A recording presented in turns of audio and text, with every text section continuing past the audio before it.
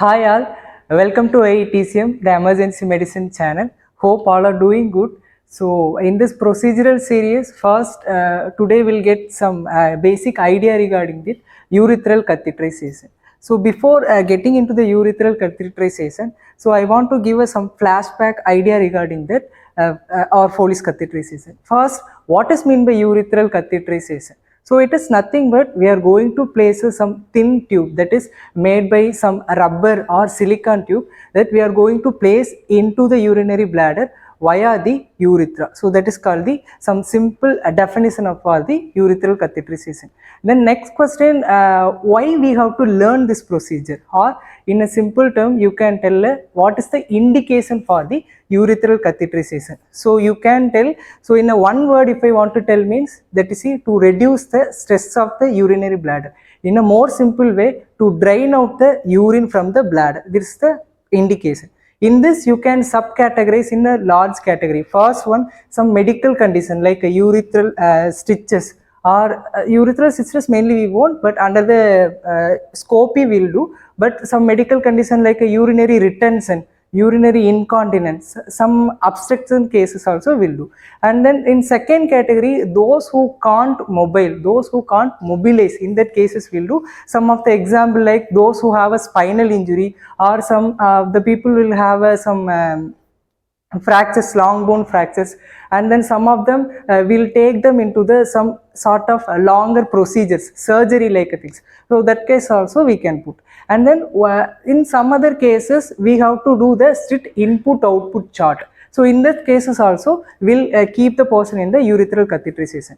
And then second part, where we should not do the urethral catheterization or Foleys catheterization. So contraindication wise, absolutely we should not in the case of any visible bleeding in the urethral meatus, first thing. Second thing, if you are suspecting any pelvic injury means there also we should not do the urethral catheterization. There we are not directly we should not means in that sense that might need under the scopy guidance we can do. And then some relative contraindications like any urethral stitches is there means there we have to better to go with an scopy guidance. So these are the some the person they might went for the recent urinary tract surgery also we can think about the under scopy guidance.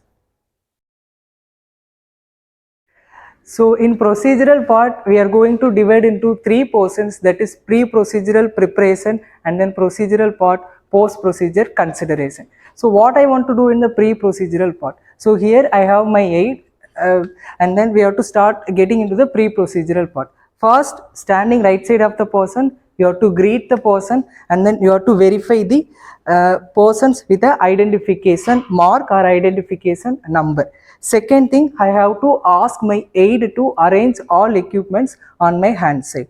So third thing, I have to do the local examination. So before that, I have to verify the patient privacy, and then before that, I have to take the informed consent, that is the sequence following like RPM means I have to explain the procedure first. Second thing, what are the risks that is associated with the procedure, and then what are the benefits by that the person will get, and then finally I have to explain the what are the other tests if you are doing urethral catheterization means. So apart from what are the alternatives is there is also you have to explain. That is why first one you have to explain the purpose of this procedure, what are the risks associated, and then what are the benefits, what are the alternative technique, and then getting that. Then next one you have to do the local examination. Many of the people they won't do, just straight away they will jump into the procedure. So after getting an consent, take the privacy, and then with the permission of the person you just expose the genitalia area. There you have to do the local examination as like. So what are the local examination? You have to check that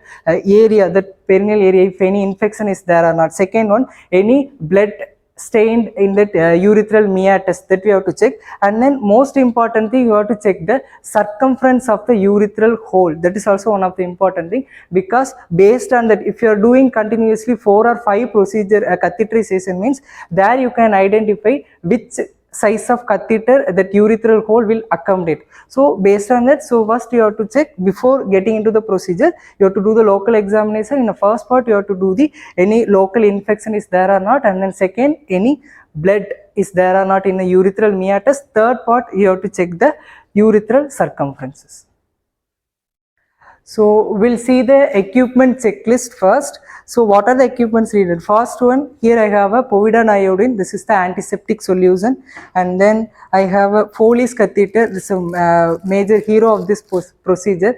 Here I have a Foleys catheter. So and then this is the, we have a various types of catheter. If the person is based on the purpose, the thing will vary. So first we have some Gondam catheter things, and then we have that indwelling catheter. So indwelling catheter, under the indwelling catheter only we have this Foleys catheter, and then again we have some intermittent catheter. So here you can see the some two lumens, right? In intermittent catheter, it will be like a suction catheter appearance. That will be only one single catheter. So we will insert and then we will drain out the urine and then we will remove. That won't have a intermittent catheter doesn't have any balloon or something. Okay, and then one more catheter is there, that is called the irrigation catheter. So likewise you will get a 3-port will be there, one for your balloon inflation, one for your urine bag drainage connection, one for one purpose for the irrigation purpose. Okay, that various types of catheter also there.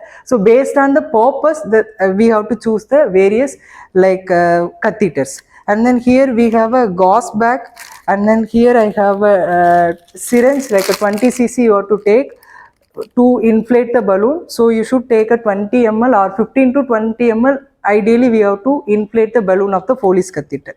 And then here I have a lignocaine jelly. So it will act like a lubricant, mean the same time as a local anesthetic. And then here I have a like a hand sanitizer, and then I have a gloves, and then you have to take a sterile glove based on your size, and then you have to take the catheterization tray. So this catheterization tray, we have article of sponge holder, and then we have a curved artery forceps, and then small bowel that will to pour out our povidone iodine ointment, and then we have some cotton also. So these are the various equipment checklist we should have. So we'll start the procedural part. Here first you have to perform all your standard precautions. You have to go with your hand washing steps, and then you have to come up with a sterile gloves first. Before you have to ask your aide to prepare the person. So if anything you absorbent needed means you can place some wrap under the person, and then you have to expose the area from the navel level to the half of the thigh, or up to the knee you can expose the part. Then we are coming up with all equipments. First you have to ask the aide to open the catheterization thing. So he will open the first layer of the thing. Okay.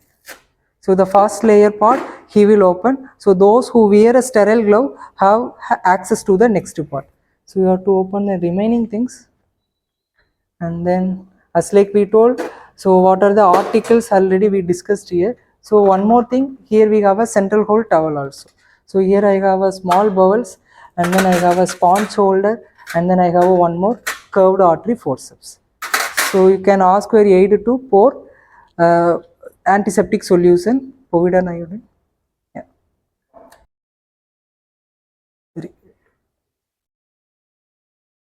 So gauze. So you have to take the gauze. So closely look how he is opening, and then you have to take it out the gauze with the help of your hand, or you can use your sponge holder also. So I want to clean. Please pour some more betadine oil. So first, this is both hands are sterile, but anyway you can carry this soft of the penis you have to carry. And then how to clean? First you have to clean that glans penis. So with the one wipe, with the circumference cleaning, you have to take the one cleaning, and then you have to discard that part, and then again you have to take the one more gauze. So whichever convenient you can go, either you can use that your sponge holder, or you can with your hand also you can do.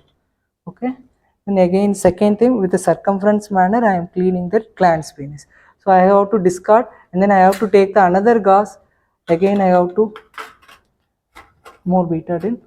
So you have to clean the from the center to the periphery. Okay, this is the center. From the glands of penis already we sterilized, and then again we have to clean the shaft of the penis. So from here to there, usually it is recommended you have to take with a one swipe and then you have to discard. Okay, like this you have to do a one swipe and then you have to discard. Again you have to take the one more gauze, again dip into the betadine ointment, and then betadine solution, again do the one wipe and then discard. Likewise you have to do the, you have to take two or three gauzes. With that you have to clean the that shaft of the penis. First remember you have to do the circumferential cleaning of the glands of penis with a one or two gauzes. Again you have to take a other gauze. With that you have to clean the shaft of the penis. Okay, so up to that we completed that sterilization process. Then we are getting into the local your anesthetic part. So for that you have to take that lignocaine gel. So this is the sterile part. So before injecting into the your this one lignocaine gel, most of the people they will remove the gloves because one hand is unsterile, one hand is sterile. Some of the people what they will recommend it means, so you have to hold with this one hand because this is an unsterile portion. After that with this one hand you have to access the all catheterization part. For my point of view it is little more difficult because you're doing everything in a one hand, that is bit difficult. Better you can remove your gloves and then you can change the again one more sterile glove you can pick up and then you can follow the procedure. Okay, that is the one step you can remember. So here I am taking the lignocaine gel. Just a minute. So here I have a lignocaine. Some of the people what they will do means they will apply over the catheter and then they will insert. So by that method what the thing you will get means, so if you are applying over the catheter means you will get only the lubricant action, you won't get any local anesthetic action. For along the side what is the recommended thing means, you can load it up in the 10 cc syringe or 5 cc syringe of the lignocaine and then you can directly inject into the penis. So that is the one of the recommended, commonly recommended technique what we can follow. Okay, instead of that old one. So after injecting the lignocaine you have to place some thing like a kidney tray. If you have means you can place it near the penis. So we have to wait until or 2 or 3 minutes. You have to wait for the local anesthetic action. Meantime you can open the catheter and then you can prepare the other things. So before that you have to think you have to place this central hole towel also. Okay, like this we have to place the central hole towel. So how he is removing? So we are removing the catheter. Here we have things of, so here in Foleys we have a part of, so this is the two part. So as like I told, in indwelling catheter it is an indwelling catheter. In your intermittent catheter there will be a single lumen. So this one lumen will be there, this white portion won't be there. And then if you have a irrigation catheter, one more port also will get for the purpose of the sport to irrigate that bladder. Okay, so here it is a indwelling catheter, normal Foleys catheter. Here you will get a two lumens. This is the proximal end. In proximal end, one for your urethral drainage bag, one for your inflation of the cup. This is to inflation port. And the distal end, here you have a in this bulgy portion, hope you can able to see, this is the balloon part. Okay, this is your eyes. So through this only our urine will drain out. So this is the procedure. So after 2 or 3 minutes we are getting into the procedure. So if you have a central hole towel means you can take fully the out of the catheter and then you can place like this, because this is also sterile field. If you don't have a sterile this one central hole towel means you can keep it in the cover itself. So while inserting you can remove part by part. Okay, so after 2 or 3 minutes you have to take the penis at a 90 degree and then you have to slowly insert into the penis. Okay, this is the thing. So in this, most of the people, what's the problem we will encounter means, while insertion if you are feeling any resistance from the starting point itself means you have to stop and then you have to think about the causes. What is the cause for the resistance? So might be because of the large urethral catheter size. Means if you are taking that, actually that penis will hold only the 14 or 12 French catheter, the circumference that much will be there. But if you are choosing the 16 or 18 French means that size will cause some resistance. Again, second thing, most of the people will feel in the majorly in the male cases, we will feel resistance at the midpoint of your catheter incision. While so you won't feel any resistance at starting point, but you will feel some resistance at the midpoint. What is the reason for the midpoint resistance means?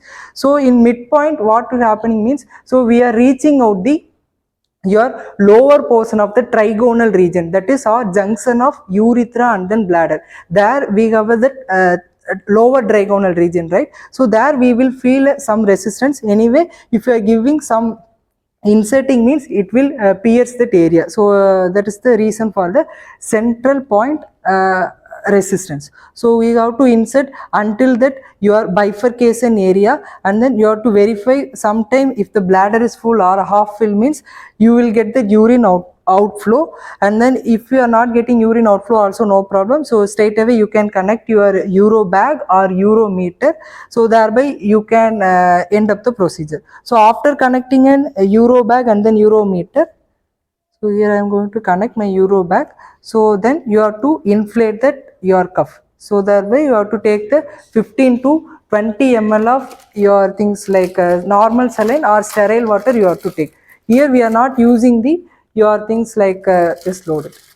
Here we are not using the any air related things. Only we have to use that sterile water or normal saline. Okay. So that way you have to anchoring the tube.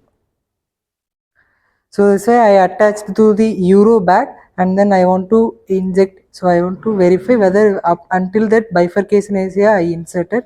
So I have to inflate the balloon with a 15 to 20 ml of sterile water.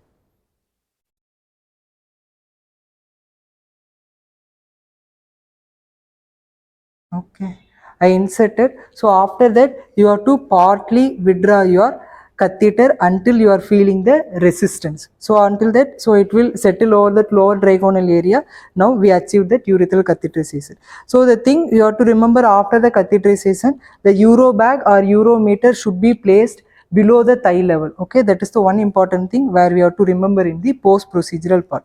So I want to summarize. So first thing, so in a post procedural part also you have to remember one more thing, you have to fix the catheter over the thigh region. So majority of the people won't do. So if you are not doing means it will drag, prolonged time it will drag, and then it will cause some other, it will land up in the some other complication. So fix it in the thigh, and then fix your or set your level of euro bag or urometer below the thigh level. So these are the catheterization part. So I am going to summarize the catheterization part. First we will get into the procedure part. So I came with a decontaminated oil, did the all personal protective equipment, I washed my hand, and then we start up with the procedure with the cleaning of your sterilizing the area. First we clean the circumference, cleaning of the glands, penis, and then we clean the shaft of the penis, and then we get into the procedure. First we inject, second part we injected the local anesthetic, thereby we waited the 2 or 3 minutes. So that action of the local anesthetic part will take part. So after that we open the catheter, Foleys catheter. So mainly here why I didn't mention that catheter size means, so general concept, the old school of thought, what is it means, so in the male cases means generally we will use the 14 French catheter. If it is a female means based on that 16 French or 12 or 14 16 we will use. But why I didn't mention means, that is why always you have to look for that circumference of the urethral hole. Based on that only you have to select. Blindly getting into the 14 and then inserting means that will cause some complications. So before getting to the procedure, just to check the urethral hole size, then you can choose the catheter size. So we take and then we inject a local anesthetic, we inserted the catheter until the bifurcation area, and then again what we did, so we after the bifurcation area we inflated the balloon with an 15 to 20 ml of sterile water, and then we have connected with a euro bag or urometer, and then we partly withdraw the catheter until the resistance what we are feeling. So the post procedural part we have to fix in the thigh, and then the level of the euro bag or urometer below the thigh level, and then again the final part what we have to do, we have to remove the central hole towel, and then we have to cover the person, we have to thank our aid, and then we have to thank the person. So this is what the urethral catheterization procedure. So finally, complication, what it can arise in the case of urinary catheterization means, first one we know urinary tract infection. If you are not maintaining the sterility, aseptic precaution in the whole procedure means it can cause the urinary tract infection. You should know urinary tract infection is the most common nosocomial infection or hospital acquired infection that we have to prevent. Second thing, if you are not regularly maintaining the catheter means that can go into the obstruction, that catheter obstruction can occur.